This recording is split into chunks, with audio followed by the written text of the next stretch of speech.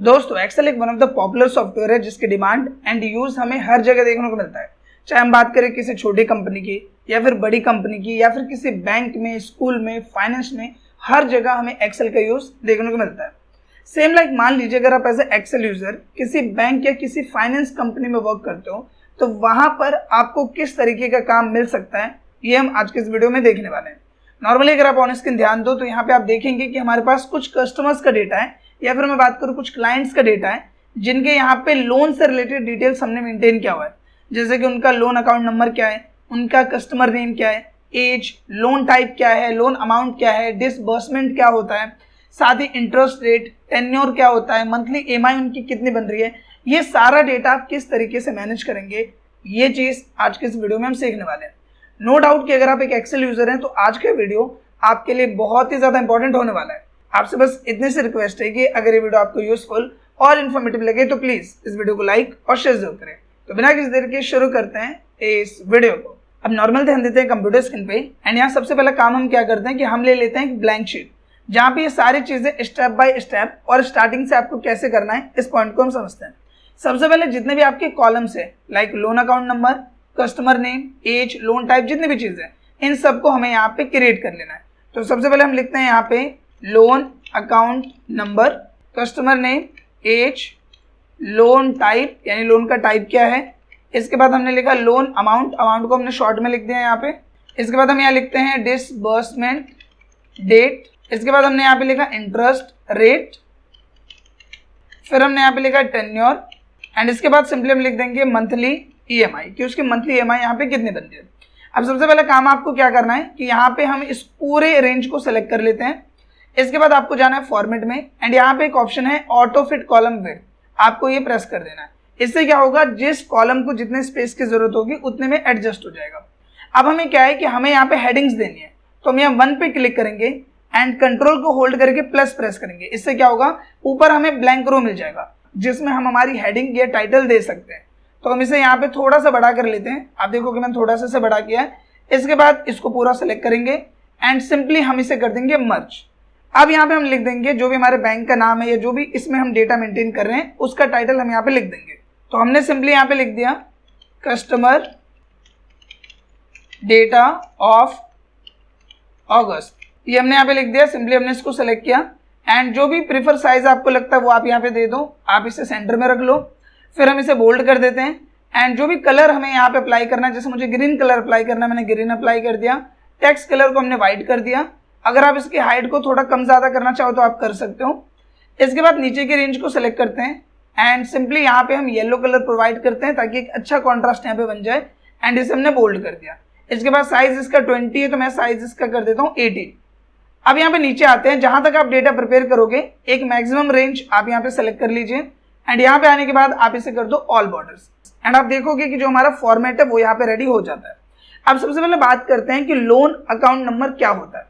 देखो जैसे मान लो कि कोई भी आप लोन ले रहे हो, लाइक आप होम लोन ले रहे हो, आप कार लोन ले रहे हो या फिर आप पर्सनल लोन ले रहे हो, तो आपको जो भी लोन अलॉट हुआ है या जो भी आपको लोन मिला है उसका एक अकाउंट नंबर होता है। हर एक क्लाइंट का एक अकाउंट नंबर होता है। तो जो भी यहाँ पे क्लाइंट का लोन अकाउंट नंबर है वो हम यहाँ पे लिख देते हैं। तो मान लीजिए यहाँ पे जो लोन अकाउंट नंबर की सीरीज है वो है कुछ इस तरीके से ESL0 और हमने डाला 231, इस तरीके से लोन अकाउंट नंबर यहाँ पे है। अब इसका साइज यहाँ पे 20 है तो मैं क्या करता हूँ, इस पूरी रेंज को यहाँ पे सेलेक्ट कर लेता हूँ। सेलेक्ट करने के बाद इसका जो साइज है वो हम यहाँ पे कर देंगे 18 ताकि एक प्रीफर साइज यहाँ पे आ जाए। इसके बाद हम क्या करते हैं, और भी जो लोन अकाउंट नंबर है वो यहाँ पे लिख देते हैं। तो मैं यहाँ पे डाल देता हूँ इस तरीके से, हमने यहाँ पे इसको सेलेक्ट किया एंड यहाँ पे मैं इसको ये कर देता हूँ एंड सिंपली हम कुछ रैंडम लोन अकाउंट नंबर्स यहाँ पे मेंशन कर देते हैं। आप देखोगे सिंपली मैंने यहाँ ड्रैग कर दिया, सब पे अप्लाई हो गया एंड इसे हम रख देते हैं सेंटर में एंड हमने इसको कर दिया बोल्ड। अब यहाँ आ गया कस्टमर नेम, सिंपल चीज़ है, कोई भी नाम हम यहाँ लिख देते हैं। लाइक हमने यहाँ पे लिख दिया राजेश, महेश, सुरेश, हर्ष, निशांत, ब्रजेश, कपिल, जय, पुनीत एंड मोहन, इस तरह से हमने यहाँ पे नाम मेंशन कर दिया। अब इनकी एज कितनी है तो सबकी अलग अलग एज हम यहाँ डाल देते हैं। लाइक किसी की 24 है, किसी की 26, किसी की 32, 33 एंड हमने डाल दिया यहाँ पे 19, हमने डाल दिया 24, 22, 33, 44, 26, अलग अलग हमने यहाँ पे डाल दिया। अब हमें यहाँ डालना है लोन टाइप। तो जो भी हमारी बैंक है या फिर हमारी कंपनी है, वो जो लोन प्रोवाइड करती है वो 3 पैरामीटर्स पर प्रोवाइड करती है। एक वो कार लोन प्रोवाइड करती है, एक पर्सनल लोन प्रोवाइड करती है एंड एक होम लोन प्रोवाइड करती है। तो यहाँ पे लोन टाइप के लिए हम क्या करते हैं कि सबसे पहले तो हम इसको थोड़ा सा बड़ा कर लेते हैं, इसके बाद थोड़ा प्रोफेशनल वे में इस काम को करने के लिए हम यहाँ मदद लेंगे डेटा वैलिडेशन की। तो हमने सिंपली से रेंज को सेलेक्ट किया। सेलेक्ट करने के बाद आपको ऊपर आना है डेटा टैब में एंड यहाँ से आपको चले जाना है डेटा वैलिडेशन में। आप इस पर क्लिक करोगे तो ऊपर में आपको ऑप्शन मिलेगा डेटा वैलिडेशन का, आपको इस पर क्लिक करना है। क्लिक करने के बाद हम यहाँ जाएंगे लिस्ट में एंड जो जो ऑप्शंस हमें यहाँ पे डालने हैं, जैसे एक होम लोन हो गया, एक कार लोन हो गया एंड एक पर्सनल लोन हो गया। तो मैं यहाँ पे सबसे पहले लिखूंगा होम, कोमा किया, स्पेस किया। दूसरा यहाँ पे क्या चाहिए मुझे, तो दूसरा यहाँ पे हमने डाल दिया पर्सनल, फिर कोमा किया एंड तीसरा हमें चाहिए कार, हमने यहाँ पे ओके किया। एंड यहाँ पे आप देखोगे हमें एक ड्रॉप डाउन मेन्यू मिल गया है कि यहाँ पे इन्होंने जो राजेश है इन्होंने पर्सनल लोन लिया है, अगर हम महेश की बात करें तो इन्होंने होम लोन लिया है, इनकी अगर हम बात करें तो इन्होंने कार लोन लिया है। एंड इस तरीके से अलग अलग डेटा आपको यहाँ पे भर देना है। जैसे आप देखो कि मैंने होम लोन डाल दिया, इनका मैंने यहाँ पे सिंपली पर्सनल डाल दिया एंड यहाँ पे सिंपली मैंने अलग अलग यहाँ पे डाल दिया। अब ये पूछ रहा है लोन अमाउंट कि इन्होंने कितना लोन लिया है, किसी ने 10 लाख, किसी ने 15 लाख, किसी ने 20 लाख लोन लिया है। तो मैंने यहाँ पे डाल दिया कि इन्होंने लिया है 10 लाख का पर्सनल लोन एंड ये देखने में काफी नॉर्मल लग रहा है। तो आप क्या करोगे, इस रेंज को आप सेलेक्ट कर लो। सेलेक्ट करने के बाद यहाँ पे आना है होम टैब में एंड यहाँ एक ऑप्शन आपको मिलेगा जो कि है कोमा का। जब आप इस पे क्लिक करोगे तो ये बिल्कुल सेपरेट में, जैसे हम लिखते हैं ना कि 1000 के बाद लाख आ गया, फिर यहाँ पे करोड़ आ गया, तो इस तरीके से यहाँ पे कोमा सेपरेटर आ जाएगा एंड आपको डिक्रीज डेसिमल पे क्लिक करके जो एक्स्ट्रा 0.00 आ रहा है ये हट जाएगा। तो आपको ये इस तरह से कर देना है। अब यहाँ पे किसी ने यहाँ पे मान लो कि 20 लाख का लोन लिया है, तो हमने इनका दे दिया कि इन्होंने 20 लाख का लोन लिया है। इन्होंने मान लो लिया है 15 लाख का लोन, तो यहाँ पे हमने 15 दे दिया। यहाँ पे इन्होंने लिया 8 लाख रुपए का लोन, तो हमने 8 लाख दे दिया। तो जैसे जिसने जो लोन लिया है वो आप यहाँ पे सिंपली डाल दो। अब यहाँ पे आता है डिसबर्समेंट डेट। ये क्या होता है, देखो डिसबर्समेंट का मतलब यहाँ पे ये होता है कि लोन किस तारीख को क्लाइंट के बैंक अकाउंट में या क्लाइंट को डिलीवर किया गया। जैसे मान लो कि आपने लोन के लिए अप्लाई किया, मान लो 5 अगस्त को आपने लोन के लिए 5 अगस्त को अप्लाई किया एंड लोन जो आपको सैंक्शन हुआ वो मान लो 20 अगस्त को हुआ है, लेकिन आपके खाते में जो लोन आया है वो आया है 25 अगस्त को। तो आपका डिसबर्समेंट डेट क्या होगा, 25 अगस्त। तो यहाँ पे डिसबर्समेंट का मतलब क्या है कि किस तारीख को क्लाइंट के अकाउंट में वो लोन अमाउंट डिलीवर हुआ है। तो यहाँ पे हम कुछ भी रैंडम डेट्स डाल देते हैं, जैसे कि मैंने यहाँ पे डाल दिया 12/4/2025, मैंने यहाँ पे डाल दिया 15/8/2025, 22/4/2025 एंड डाल देते हैं 16/8/2025। इस तरह से आपने यहाँ पे डाल दिया। तो यहाँ पे मैंने अलग अलग डेट डाली है, कुछ भी आप चाहो तो सिर्फ अगस्त के डेट डाल सकते हो कि अगस्त में ही जो लोन हमने दिया है उसी का डेटा हम मेंटेन कर रहे हैं। बट अभी बस आपको समझाने के लिए मैंने कुछ भी रैंडम डेट्स यहाँ पे डाल दिया। हालांकि हम अगस्त का डेटा प्रिपेयर कर रहे हैं, तो यहाँ पे सिर्फ अगस्त में जिन को लोन हमने प्रोवाइड किया है उनकी लिस्टिंग हमें यहाँ मेंटेन करनी है। बट फिलहाल हमने यहाँ पे कुछ रैंडम डेट्स यहाँ पे डाल दिए। अब यहाँ जाता है इंटरेस्ट रेट कि यहाँ पे क्या इंटरेस्ट रेट पे हमने लोन क्लाइंट को दिया है। अब देखो यहाँ पे पर्सनल लोन जो भी लेता है उसको अलग यहाँ पे इंटरेस्ट मिलता है, होम लोन का इंटरेस्ट अलग होता है, कार लोन का इंटरेस्ट अलग होता है। अब मान लो कि आपकी जो कंपनी है उसमें क्या होता है कि अगर किसी को होम लोन प्रोवाइड कर रही है तो वहां पे वो होम लोन दे रही है 8% पे, किसी को पर्सनल लोन दे रहे हैं तो 12% पे, किसी को कार लोन दे रहे हैं तो वो कितने पे दे रहे हैं, 10% पे। तो हम क्या चाहते हैं कि जैसे ही हम यहाँ पे लोन टाइप सेलेक्ट करें अपने आप इंटरेस्ट रेट यहाँ पे आ जाना चाहिए। तो ये आप कैसे करोगे, देखो सबसे पहले यहाँ पे ये समझना है कि 8% की अगर मैं बात करूं, जैसे मान लो कि यहाँ पे है ये पर्सनल लोन, तो ये कितना हो गया 12%। तो 12% हम कैसे लिखेंगे, इस तरह से। अगर मान लो कि यहाँ पे होम लोन है तो वो 8% है, तो मैं 8 लिखूंगा फिर परसेंट का सिंबल दूंगा इस तरह से। तो हम यहाँ पे क्या करेंगे, हम सबसे पहले तो इस रेंज को सिलेक्ट कर लेंगे। सेलेक्ट करने के बाद आपको यहाँ पर जाना है एंड यहाँ से सिंपली आपको परसेंटेज वाला ऑप्शन सेलेक्ट कर लेना। अब यहाँ पर हमें एक चीज और समझनी है, जब भी आप फॉर्मूले में सिंपल लिखोगे, जैसे मान लो कि मैं यहाँ पे कोई फॉर्मूला लिखता हूँ, जैसे मैंने एक फॉर्मूला लिखा है सपोज सिंपल, यहाँ पे हम आए, कोमा किया एंड अभी आप पैरामीटर पे ध्यान मत दो, बस जो समझा रहा हूँ मैं उस चीज पे ध्यान दो। आप हमने यहाँ पे लिख दिया पर्सनल एंड मैं यहाँ पे लिखता हूँ 12%, ये मैंने लिखा एंड मैं एंटर करता हूँ। अब देखो जैसे मैं 12 लिखूंगा तो यहाँ पे क्या आ गया 1200.00%, ये इस तरह से आता है।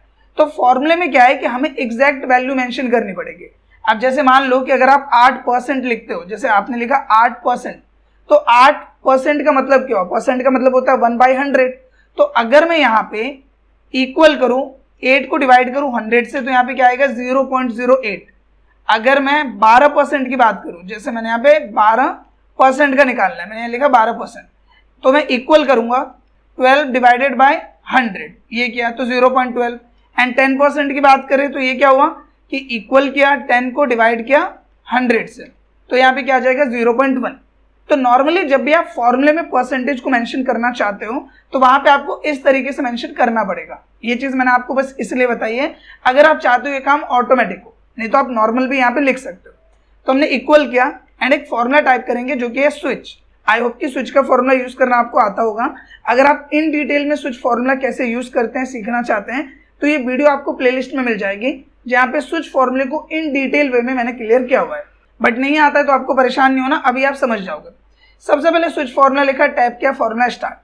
पहले क्या पूछ रहा है एक्सप्रेशन, यानी आप ये फॉर्मूला किस पर लगा रहे हो, तो मैं लगा रहा हूं इस वाले सेल पर, कोमा किया।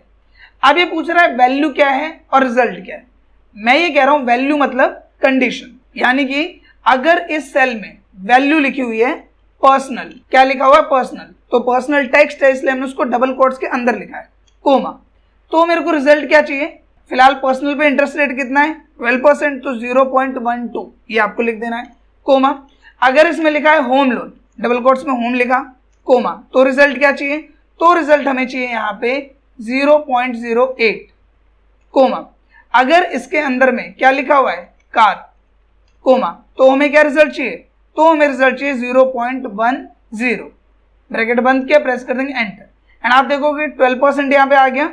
इस पूरी रेंज को आप सेलेक्ट करो एंड ये जो एक्स्ट्रा डेसिमल्स आ रहे हैं इसके लिए डिक्रीज डेसिमल पे आप क्लिक कर दो 2 बार। अब ये हो गया नॉर्मल। अब इसको हम हटा देते हैं, इसका कोई काम नहीं है। अब देखिए सिंपली मैं इस फॉर्मूले को पूरे पे अप्लाई कर देता हूँ, नीचे तक हमने यहाँ पे इसको क्या करा अप्लाई कर दिया। अब यहाँ पे आप नोटिस करोगे कि अगर मैं इस पूरे को डिलीट कर दूं तो यहाँ पे कोई भी वैल्यू नहीं आ रही है। लेकिन अगर मैं यहाँ पे चूज करूँ पर्सनल लोन आगे 12%, अगर मैं यहाँ पे चूज करूँ होम लोन तो आगे 8%, अगर मैं यहाँ पे चूज कर लूँ कार लोन 10%, ये देखो ये अपने आप हो रहा है, आपको सब में बार बार लिखने की जरूरत नहीं पड़ेगी। यहाँ पे सिंपली हमने पर्सनल सेलेक्ट किया, इस पे भी हमने पर्सनल अप्लाई कर दिया, एंड यहाँ पे जाके हमने होम अप्लाई किया, इस पे हमने जाके कार अप्लाई कर दिया, इस पे हमने जाके क्या अप्लाई किया पर्सनल। एंड इस तरीके से सिंपली आप इस काम को यहाँ पे कर पाते। अब बात करते हैं टेन्योर की।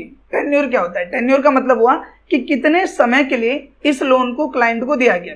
जैसे कोई लोन लेता है 10 साल के लिए, कोई लोन लेता है 12 साल के लिए, कोई लेता है 15, कोई लेता है 20 साल के लिए। तो ये जो टाइम है ये क्या होता है टेन्योर होता है।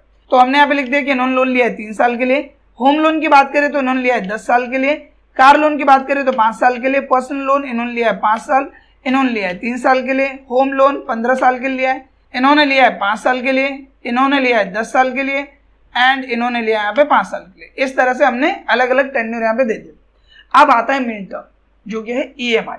हमें क्या निकालना है ईएमआई, कि यहाँ पे ये जो कस्टमर है इसकी पर मंथ क्या ईएमआई बन रही है, ये हमें डेटा मेंटेन करना है।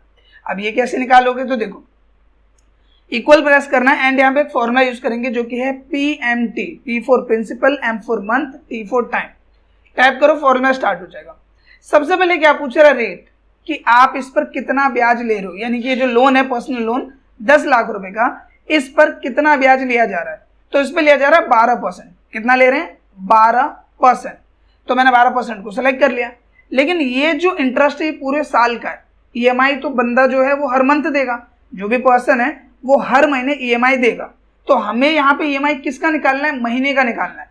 और ये जो इंटरेस्ट है वो क्या है पूरे साल का है। एक साल में कितने महीने होते हैं 12 महीने, तो हम इस एक साल को डिवाइड कर देंगे 12 महीने से, ताकि एक महीने में जो इंटरेस्ट लग रहा है उसके बिहाफ पर ईएमआई यहाँ पे आए। कोमा किया। अब ये पूछ रहा है number of period. Number of period N पर जो यहाँ पे लिखा है इसका मतलब होता है नंबर ऑफ पीरियड। तो नंबर ऑफ पीरियड का क्या मतलब है कि टोटल कितनी ईएमआई इनको पे करनी है, उस हिसाब से ईएमआई हम आपको बताएंगे। तो यहाँ नंबर ऑफ पीरियड कितना, तो मैंने बोला 3 साल के लिए। अगेन ईएमआई कितनी है, मंथली बिहाफ पे हो रही है, और ये क्या है सालाना है, 3 साल है। तो 3 साल के बिहाफ पे देखें तो टोटल कितनी किस्त देनी होगी, 36 किस्त। यानी हमें मंथली बिहाफ पर ईएमआई निकालनी है। तो हम क्या करेंगे, इसको मल्टीप्लाई कर देंगे 12 से, तो ये 3 मल्टीप्लाई हो जाएगा 12 से, एंड टोटल 36 महीने के बिहाफ पे यहाँ ईएमआई शो करेगा। कोमा। अब ये पूछ रहा है पीवी। पीवी का मतलब होता है प्रेजेंट वैल्यू, यानी कि आसान भाषा में आप समझिए लोन अमाउंट, कि लोन कितना है वो बताओ। तो हमने बोला लोन है 10 लाख का, आपने सेलेक्ट किया, ब्रैकेट बंद किया एंड प्रेस कर देंगे एंटर। तो इनकी जो मंथली ईएमआई बनेगी वो कितनी है, 33,214। एंड सिंपली आप यहाँ पे इसको ड्रैग करोगे तो बाकी सबका भी यहाँ पे ईएमआई आ जाएगा। अब इसे एक बार चेक करते हैं कि हमने जो ईएमआई निकाला है वो सही निकाला है गलत निकाला है। तो देखो 10 लाख का लोन है, 12% का इंटरेस्ट है एंड 3 साल का टाइम है। तो हम सिंपली आ जाते हैं गूगल पे, यहाँ पे लिखते हैं ईएमआई कैलकुलेटर, एंटर किया, सबसे ऊपर वाले पे क्लिक कर लो एंड यहाँ पे हमने डाल दिया लोन अमाउंट, तो आई थिंक ये 10 लाख ही लिखा हुआ है। कितना ब्याज लग रहा है इस पे, तो इस पे लग रहा है 12% का ब्याज, हमने लिखा 12% एंड कितने साल के लिए, तो हमने लिखा यहाँ पे 3 साल। इसका एक बार चेक करो 33,214 एंड सिंपली हम एक्सेल में आके चेक करते हैं 33,214 रुपए। दूसरे का चेक करते हैं 20 लाख का लोन है, 8% का ब्याज, 10 साल का टाइम।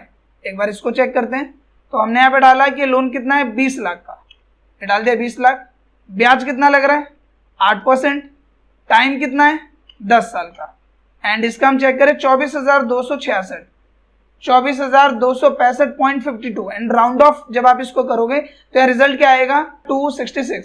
मैं राउंड ऑफ करके आपको शो करता हूं, आप इसको सेलेक्ट करो एंड डिक्रीज डेसिमल पे क्लिक करो, आप देखोगे कितना हो जाएगा 24,266 यहाँ पे आ जाएगा। तो इस तरीके से आप यहाँ पे इस डेटा को मैनेज कर सकते हैं। सो आई होप कि आपको अभी तक जितने भी पॉइंट्स हमने कवर अप किए वो आपको क्लियर हो होंगे। अब इस डेटा को थोड़ा और अच्छे से मैनेज करने के लिए हम क्या कर सकते हैं, जैसे सबसे पहले तो यहाँ पे हम आते हैं एंड यहाँ पे इसको हम डबल टैप कर देते हैं, नीचे तक अप्लाई हो जाएगा। दूसरा, आप में से काफी लोग के माइंड में शायद ये डाउट आ रहा हो कि यहाँ पे माइनस क्यों आ रहा है। माइनस इसलिए आ रहा है क्योंकि ये जो अमाउंट है लोन अमाउंट, इसमें से ये कट रहा है धीरे धीरे, यानी कि इससे कम होता जा रहा है, इसलिए माइनस शो कर रहा है। अगर आप इस माइनस सिंबल को हटाना चाहते हो तो बस पीएमटी से पहले आपको माइनस का सिंबल देना है एंड एंटर करना है, तो ये पॉजिटिव वैल्यू में शो करेगा। अदरवाइज आप इसे ऐसे रहना देना चाहते हो तो आप इसे ऐसे रख सकते हो। अब इसमें और चीजें हम क्या कर सकते हैं, जैसे हमने इस रेंज को सिलेक्ट किया, सिंपली इसे भी सिलेक्ट किया एंड यहाँ पर हम इसे रख सकते हैं सेंटर अलाइनमेंट में कुछ इस तरीके से। दूसरा, यहाँ पे जो हमारे पास ये डेट है, इस डेट में आप देखोगे कि यहाँ पे 4/8/4 इस तरह से लिख के आ रहा है। मैं चाह रहा हूँ कि मंथ का नाम लिख के आए, तो आप क्या करोगे, इस रेंज को सिलेक्ट करो एंड सेलेक्ट करने के बाद Ctrl+1 प्रेस करो, इससे आएगा यहाँ पे फॉर्मेट। यहाँ पे सिंपली आपको कस्टम में जाना है एंड यहाँ पर ये जो आप जाओगे यहाँ पे DDMMYY, इसमें 2 M लिखे हैं, आपको 1 M और बढ़ा देना है एंड ओके करना है। तब आप देखोगे कि जो यहाँ पे मंथ का नंबर लिख के आ रहा था, अब उसकी जगह पे यहाँ पे उसका नाम लिख के आ रहा है। तो इस तरह से आप इसे भी मैनेज कर सकते हो। अगेन आप इस रेंज को सेलेक्ट करो एंड सिंपली यहाँ से सेंटर लाइन कर दो। दूसरा, आप इसे भी सेलेक्ट कीजिए, सेंटर लाइन कर लीजिए एंड तीसरा जो टेन्योर है, आपको ये समझ में नहीं आ रहा कि ये 3 महीने है, ये 3 साल है, तो आप क्या करोगे, इस रेंज को सिंपली सेलेक्ट करो एंड यहाँ पे Ctrl+1 प्रेस करो। इसके बाद कस्टम में जाओ एंड यहाँ पे सिंपली जनरल को आप कट कर दो। इसके बाद सबसे पहले हैश लिखना है, जो भी उसके अंदर वैल्यू लिखी है उसके लिए, फिर स्पेस प्रेस करके डबल कोट्स के अंदर आपको यहाँ लिख देना है ईयर्स एंड सिंपली आपको ओके करना है। आप देखोगे यहाँ पे ईयर्स लिख के आएगा। अगर आप शॉर्ट में लिखना चाहते हो तो Ctrl+1 दोबारा से प्रेस करें एंड सिंपली आप ये जो ईयर्स ऐसे बड़ा से लिखा हुआ है, इसको आप शॉर्ट में इस तरह से भी लिख सकते हैं एंड आप इसे ओके कर दो, तो इस तरीके से भी यहाँ पे आ जाएगा एंड इस तरीके से इजीली आप इस तरह के डेटा को मैनेज कर सकते हैं। आई होप कि दोस्तों एक्सेल में अगर आपको इस तरीके का काम मिले तो आपको कैसे मैनेज करना है एंड किस तरीके से इस डेटा को यहाँ मेंटेन करना है वो आपको क्लियर हो गया होगा। अगर ये वीडियो आपको अच्छा लगा है तो प्लीज इस वीडियो को लाइक करें एंड कम से कम अपने 2 से 3 दोस्तों के साथ इस वीडियो को शेयर जरूर करें। साथ ही आप सबके लिए गुड न्यूज है कि हमारे चैनल पे मेंबरशिप इनेबल हो गई है, जिसे ज्वाइन करके आप हमारे चैनल का या फिर एक्सेल फैमिली का हिस्सा बन सकते हैं। साथ ही इसमें एक और प्लस पॉइंट है कि जो एक्सेल का कोर्स है, कई बार आप लोग की डिमांड थी कि आपको एक्सेल का कोर्स सीक्वेंस वाइज चाहिए, प्रॉपर मैनर में चाहिए, तो वहां पर मैंने पैरामीटर्स बना रखे हैं जिसमें एक्सेल का जो कोर्स है वो मैं सीरीज वाइज वहां पे अपलोड कर रहा हूँ।